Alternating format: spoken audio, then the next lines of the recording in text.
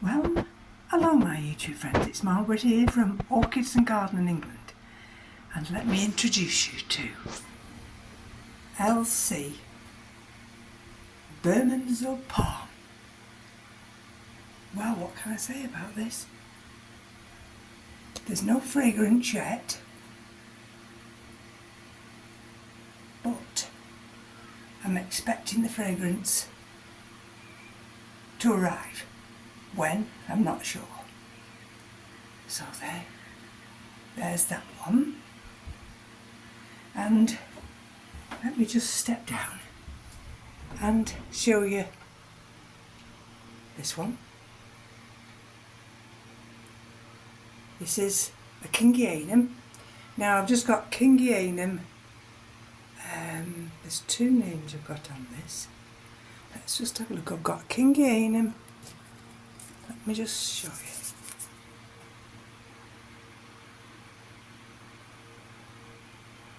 Nope.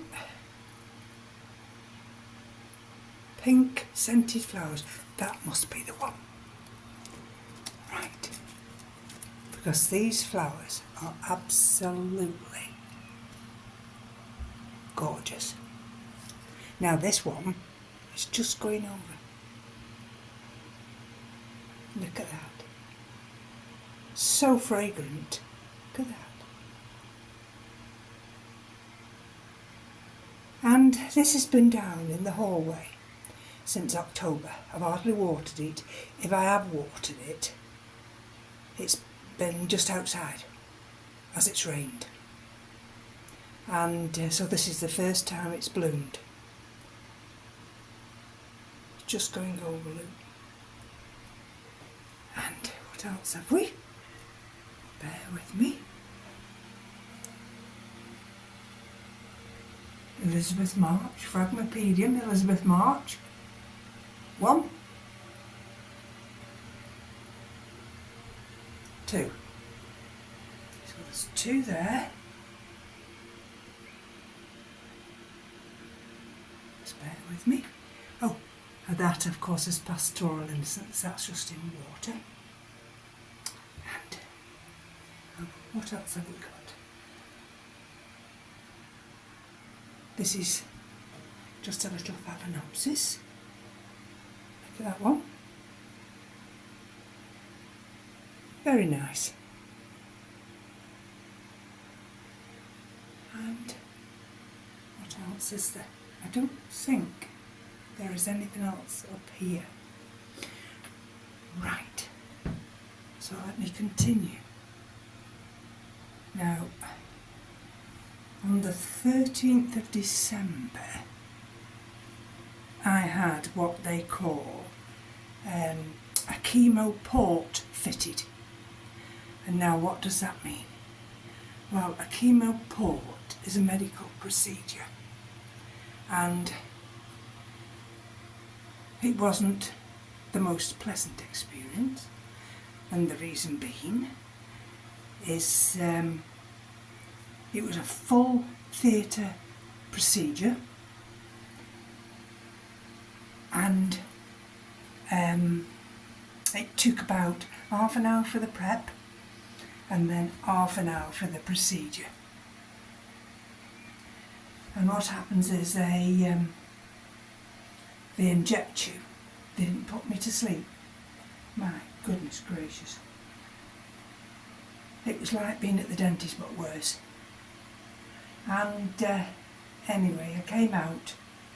She was lovely, the doctor. She talked me through all the way through it. She was absolutely marvellous. And I came through it and I went home, and then I'd got a week to recover before they were going to use the port. And then they used the port for an MRI scan, CT scan, all my treatments, and that was just before Christmas. But what I didn't realise was that it can take 6 to 8 weeks to get over having the port fitted. And so it absolutely knocked me for 6. Well, what else can I say? I mean, I went for treatment on the 10th of January, and the good news is that the treatment's working. The treatment's working. He said the cancer is being held static. Well, what more can one ask?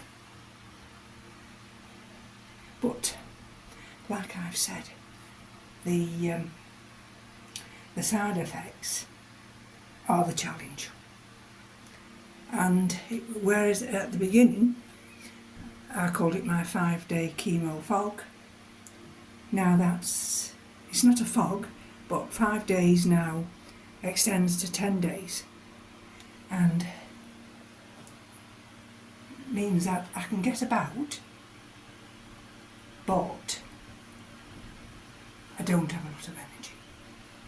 And so if I feel at any point tired, I just lie down. This one's finished flowering now. This is the Coleogyny. This one had spider mite, and that's been my problem. There we go, look at this one, big one. This is ready to go in this trough here. Once that comes out, got some down there. These I've had to unpot, check them all, repot them, hydrate them. Likewise with all the brags. You see, that doesn't look that good, does it, that one? So I'm going to take that one off. I'll take that one off. I'll check that one later. Okay. And what compounded everything, unbeknown to me, was the fact that my humidifier had stopped working. So at one point it went down to 38 here. Well, that was when we were having the severe cold. And anyway, I've sent for this one here. Let me just see, I don't know whether it's flashing the colour.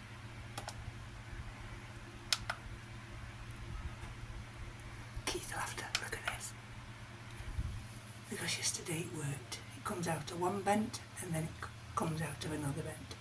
It holds 3.3 and it's called Light B.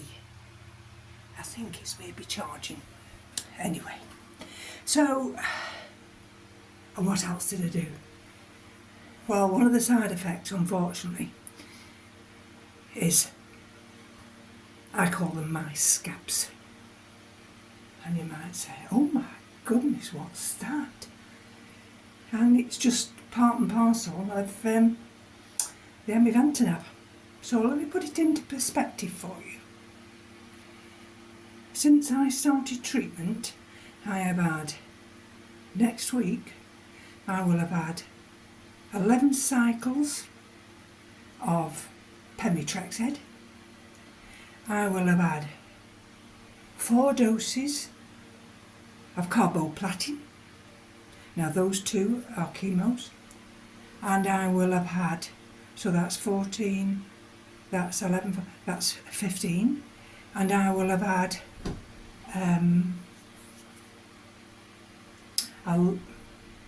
10 amivantamab. Now amivantamab, the first dose was given over 2 days. So that is why it takes me such a long time to recover, because I've got all these toxins in my body trying to hold this cancer at bay. And like I say, there are times when it's not easy, But, so, and one of those is that it causes a halo around my head of, I call them scabs, because they look like scabs, but unfortunately they fill up with pus. And this stench, goodness gracious.